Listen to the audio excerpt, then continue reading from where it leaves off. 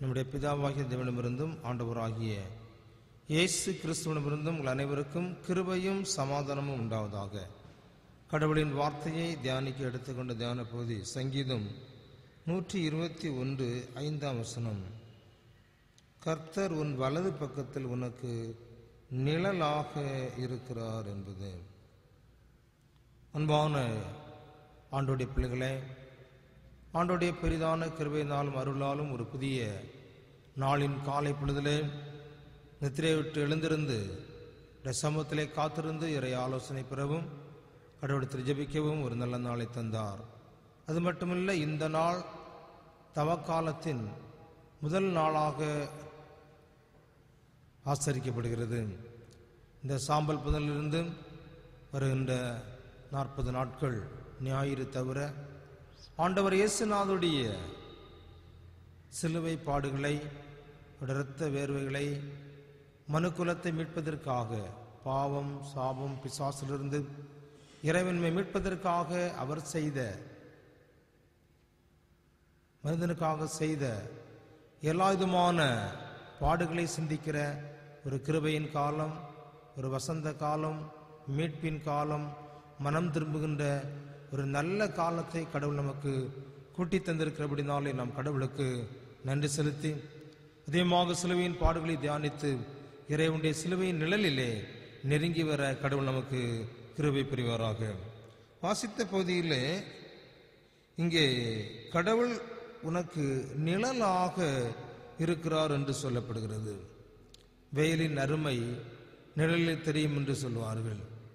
கடினமான உஷ்ணத்தில் வேலிலே நடந்து வருகிற ஒரு மனிதனுக்கு ஒரு சின்ன ஒரு மரத்தின் நிழல் கிடைத்தவுடனேயே ஒரு பெரிய சந்தோஷம், ஒரு மகிழ்ச்சி வரும் என்று சொல்லப்படுகிறது. தாவீது கடவுள் எப்படி எனக்கு நிழலாக இருக்கிறார் என்பதை சுட்டி காட்டுகின்றான். நிழலின் தன்மை என்ன என்று சொல்கின்ற பொழுது, நிழல் வெப்பத்தை தணிக்கின்ற ஒன்றாக அமைகின்றது. அது மட்டுமல்ல, நிழல் வெப்பத்தை தடுக்கின்ற ஒன்றாகவும் அமைகிறது. வெயிலினுடைய அதை மாற்றி குளிர்ச்சியை தருகின்றது. மனதிற்கு அந்த நிழலானது ஒரு சந்தோஷத்தை நமக்கு தருகின்றது. ஒரு பயணம் செய்கின்ற பொழுது, கடினமான சுமையை கொண்டு வருகின்ற பொழுது, நிழல் இருக்கின்ற பொழுது அந்த இடத்திலே வந்து அவன் சற்று நேரம் நின்று இளைப்பாறுகின்ற ஒரு இடமாக இருக்கிறது. அது மட்டுமல்ல, சற்று ஓய்வெடுத்து ஒரு புதிய பலனை பெற்று மறுபடியும் தன்னுடைய பயணத்தை தொடர்வதற்கு பயனுள்ள ஒன்றாக அமைகின்றது நிழல் என்று சொல்லி நாம் புரிந்து கொள்கிறோம். திருமறையிலே கூட யாத்திராகம் 15:27 இஸ்ரவேல் ஜனங்கள் கானானுக்கு நேராக செல்கின்ற பிரயாணத்திலே சூர் என்ற வனாந்தரத்துக்கு வருகின்றார்கள். அங்கே தண்ணீர் இல்லை, கசப்பு. ஆனால் கடவுள் மோசேயின் வழியாக ஒரு கொப்பை வெட்டி போட்டு அதன் வழியாக மாறா மதுரமாக மாற்றப்பட்டது. தண்ணீரை குடிக்கின்றார்கள். தொடர்ந்து அந்த கடினமான உஷ்ணமான பயணத்தில் வருகின்ற பொழுது ஏலீம் என்று சொல்கிற இடத்திற்கு வந்த பொழுது அங்கே அநேக நீரூற்றுகள் இருந்த இடத்திலே வந்து நன்றாக தண்ணீரை குடித்து ஏலீம் என்ற இடத்திலே அந்த பேரீச்சம்பழம் மரத்தினுடைய நிழலிலே தங்கினார்கள் என்று சொல்லப்படுகிறது. பயங்கரமான வெயிலிலே நன்றாக தண்ணீர் குடித்து அந்த நிழலிலே அமர்ந்திருந்து ஓய்வு எடுத்து மறுபடியும் கானான் பயணத்தை தொடர்ந்ததாக நாம் வாசிக்க முடிகிறது. ஆதியாகமம் புத்தகத்தில் 18ஆம் அதிகாரம் 1 முதல் 5 வரை பார்க்கும் பொழுது தூதர்கள் ஆபிரகாமை சந்திக்கின்றார்கள். ஆபிரகாமை ஆசீர்வதிக்கின்ற பொழுது பகலின் உஷ்ணமான அந்த சூழ்நிலையிலே வந்த தூதர்கள் ஆபிரகாமுடைய வீட்டினுடைய நிழலிலே வந்து ஓய்வெடுத்தார்கள் என்று சொல்லப்படுகிறது.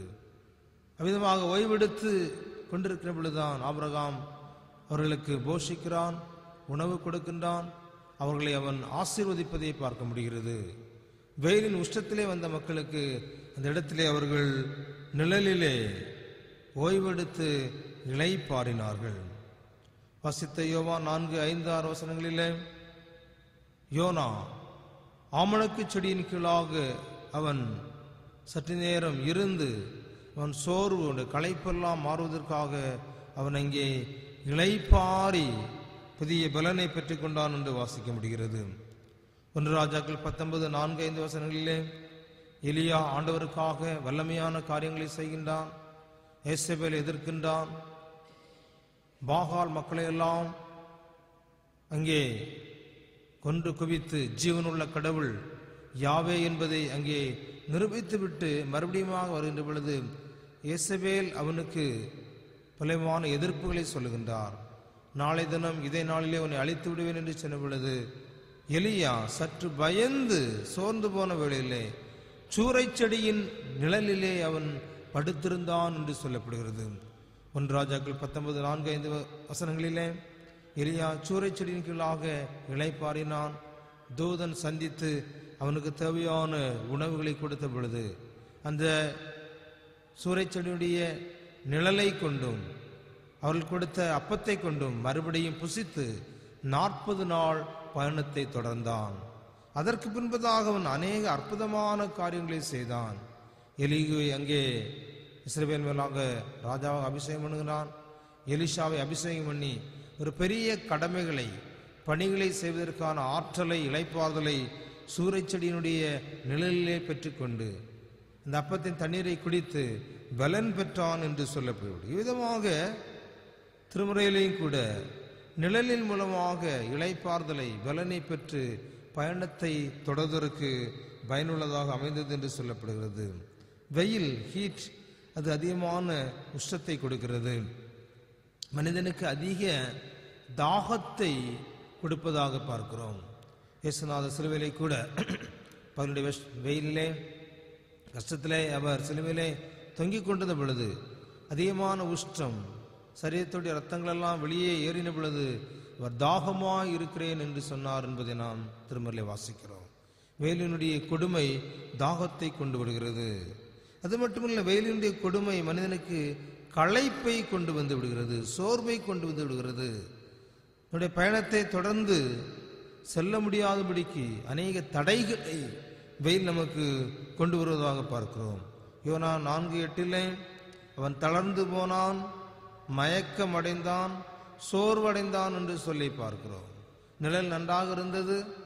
மறுபடியும் ஒரு பூச்சிக்கு ஆண்டவர் கட்டளையிட்டார்.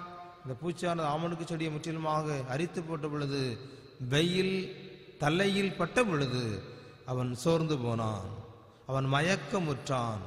நான் சாக வேண்டும் என்ற ஒரு எண்ணம் கூட அவனுக்கு வந்ததா பார்க்கிறோம். அந்த அளவுக்கு வெயில் தலையிலே பட்டு அவனை பாதித்ததாக பார்க்கிறோம். வெயில் மூலமாக அநேக வியாதிகள் கூட வருவதுண்டு.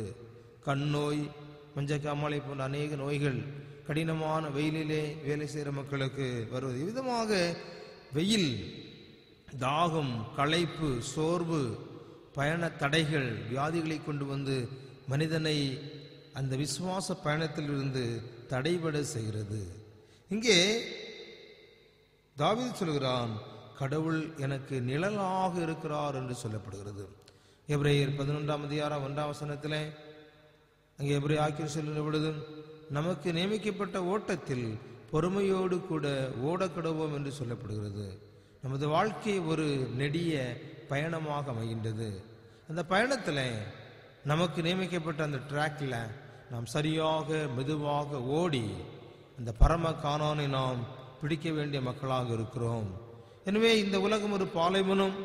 இதிலே கடினமான வெப்பம், வெயில்கள் நமக்கு வருவதுண்டு. இந்த பயணத்தை தடை செய்கிற சூழ்நிலை வருவதுண்டு. அதிகமான கடினமான உஷ்ணம் நம்மை தாக்குவது உண்டு. அதன் நிமித்தமாக சோர்வுகளை கொண்டு வந்து பிசாசு பயணத்தை தடை செய்கின்ற சூழ்நிலை வரும். ஏசாயா 25:4 இங்கே சொல்லப்படுகின்ற பொழுது அநேக தடைகள் சொல்லப்படுகிறது. இடுக்கண், அநீதி, கோபம், பாவம், நெருக்கம் போன்ற தடைகள் வந்து வாழ்க்கை பயணத்தை தடை செய்வதாக பார்க்கிறோம். சங்கீதம் 91 பார்க்கும் பொழுது கூட இங்கே கொள்ளை நோய், கண்ணிகள், அம்புகள், விரியன் பாம்பு, பாலசிங்கம், பொல்லாங்கு, சங்காரம் போன்ற அநேக காரியங்கள் மனிதனுடைய வாழ்க்கை பயணத்தை தடுத்து நிறுத்தி பயணத்தை தொடர முடியாதபடிக்கு கடினமான வெயிலை போன்ற துன்பங்களை கொடுப்பதாக நாம் இங்கே வாசிக்க முடிகிறது. ஆனால் திருமறையிலே கடவுள் நமக்கு நிழலாக இருந்து நமது பயணத்தை அவர் தொடர செய்கிறார் என்பதை நாம் புரிந்து கொள்ள முடிகிறது. ஏசாயா 25:5 கூட பெருமழைக்கு தப்பும் அடைக்கலமும் வெயிலிலே ஒதுங்கும் நிழலுமாக கடவுள் இருக்கிறார் என்று ஏசாயா சொல்லுகின்றார். வெயிலுக்கு ஒதுங்குகின்ற நிழலாக கடவுள் நம்மோடு கூட இருந்து கடினமான வெயிலிலே பயண தடை வராதபடிக்கு கடவுள் நம்மை பாதுகாக்கின்ற கடவுளாக இருக்கின்றார். யாத்திராகமம் 13:21-22 இஸ்ரவேல் ஜனங்கள் அங்கே வழிநடத்தப்படுகின்ற பொழுது பகலிலே மேக ஸ்தம்பமாக, இரவிலே அக்கினி ஸ்தம்பமாக கடவுள் தம்முடைய பயணங்களிலே அவர் நிழலாக இருந்து கடவுளுடைய ஜனங்களை வழிநடத்தி வந்தார் என்று சொல்லப்படுகிறது. மேகமாக இருந்து நிழலாக இருந்து தன் ஜனங்களுடைய பயணத்தை மேற்கொள்ள உதவி தந்தார். சங்கீதக்காரர் 121:5 சொல்கின்ற பொழுது, எனக்கு அவர் நிழலாக இருந்து என்னை பாதுகாக்கிறார். கடினமான உஷ்ணம் என்னை பாதிக்காதபடிக்கு, அது நிமித்தம் எனக்கு கஷ்டம் வராதபடிக்கு கடவுள் நிழலாக இருந்து பாதுகாக்க போதுமானவர் என்று சொல்லுகின்றான். 1 ராஜாக்கள் 19:4-5 நிழல் சோர்வுகளை மாற்றி வாழ்க்கை பயணத்தை தொடர உதவி செய்கிறது என்பதை புரிந்து கொள்கிறோம்.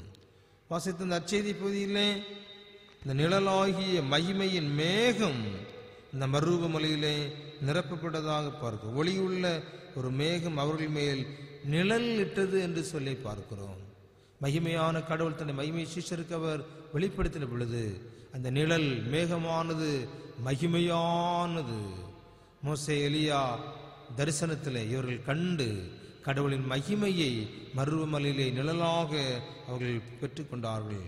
அந்த தேவ மகிமையை பெற்றுக்கொண்டு பூமியிலே இறங்கி பணியாற்றினார்கள் என்று சொல்லப்படுவதை பார்க்கிறோம். அன்புக்குரிய கடவுளுடைய பிள்ளைகளே, கடவுள் இயேசு கிறிஸ்து வழியாக நமக்கு அந்த கடினமான உஷ்டத்திலிருந்து சிலுவை நிழலின் வழியாக நம்மை அவர் பாதுகாத்து ஆசீர்வதிக்க போதுமானவராக இருக்கிறார். சிலுவை நிழலிலே நமக்கு மன்னிப்பு இருக்கிறது, சிலுவை நிழலிலே மீட்பு இருக்கிறது, சிலுவை நிழலிலே கிருபை, இரக்கம், நம்பிக்கை, விசுவாசம் போன்ற எல்லா ஆசீர்வாதங்களும் கடவுள் சிலுவை நிழலிலே நமக்கு தந்திருக்கிறார்.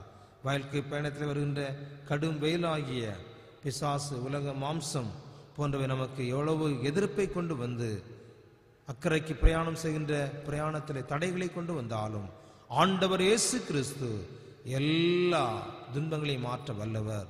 எவ்வளவு கடினமான வெயில் நமக்கு வந்து நம்முடைய மனதை சோர வைக்கலாம், அல்லாவிட்டால் நம்முடைய சந்தோஷத்தை கெடுக்கலாம், பயணத்தை தடுக்கிற சூழ்நிலை வந்தாலும் கிறிஸ்து நம்மோடு கூட இருக்கிறார். அவர் இந்த தவக்காலத்தில் நமக்காக பாடுகளை பட்டவர், நமக்காக சோதிக்கப்பட்டவர், நமக்காக துன்பப்பட்டவர். அவர் தாமே சோதிக்கப்பட்டு பாடுபட்டபடியினாலே சோதிக்கப்படுற மக்களுக்கு அவர் உதவி செய்ய வல்லவராக இருக்கிறார். தைரியமாக கிருபாசன அண்டைக்கு வரக்கடவும் என்று எவரையாக்கி சொல்கின்ற பொழுது வாழ்க்கை பயணத்திலே கடுமையான வெயில் போன்ற துன்பங்களை பிசாசு கொடுக்கலாம், கடினமான சோதனைகளை கொடுக்கலாம். எவ்வளவு பிரச்சனைகள், நோய்கள், வறுமைகள், பலவீனங்கள், பலமான அவநம்பிக்கை போன்ற வெயில் போன்ற துன்பங்களை கொண்டு வந்தாலும் ஆண்டவர் இயேசுவிலே நாம் பற்றுறுதி கொள்கின்ற பொழுது ஆண்டவர் சிலுவையிலே எல்லாவற்றையும் வெற்றி சிறந்தார் என்று சொல்லி பார்க்கிறோம். இந்த சிலுவை நாயகனை உள்ளத்திலே நாம் ஏற்றுக்கொண்டு அவருக்கு நாம் முதலிடம் கொடுத்து நிழலிலே நாம் தங்கியிருப்போமானால் கடவுள் நம்மை எல்லா விதமான வெயில்களுக்கும், எல்லா விதமான வெயிலினுடைய கொடூரங்களுக்கும் விலைக்கு பாதுகாத்து ஒவ்வொரு நாள் வழிநடத்த போதுமானவராக இருக்கிறார். அந்த ஆண்டவருக்கு அர்ப்பணிப்போம், அவரை நம்பி முழுமையாய் வாழ்வோம். கர்த்தர் நம்முடைய குடும்பங்களையும் திருச்சபையும் இந்த தேசத்தையும் பாதுகாக்க வல்லவர். தவ காலத்திலே இந்த சிலுவைக்கு நம்மை அர்ப்பணிப்போம், நிழலிலே தங்கி அவருக்கு ஒப்புக் கொடுக்கிற பொழுது கர்த்தர் நம்முடைய குடும்பங்களையும் ஆசீர்வதித்து இந்த உலகத்தின் நன்மையும் அழியாத உன்னரசின் வாழ்வை தந்து நம்மை வாழ வைப்பாராக. ஆமென். எல்லா புத்திக்கு மேலான தெய்வீக சமாதானம் இந்த உள்ளங்களையும் சிந்தனைகளையும் கிறிஸ்து இயேசுவுக்குள் வருகை மட்டும் கடவுளின் நிழலிலே நம்மை பாதுகாத்து நம்மை ஆசீர்வதிப்பாராக.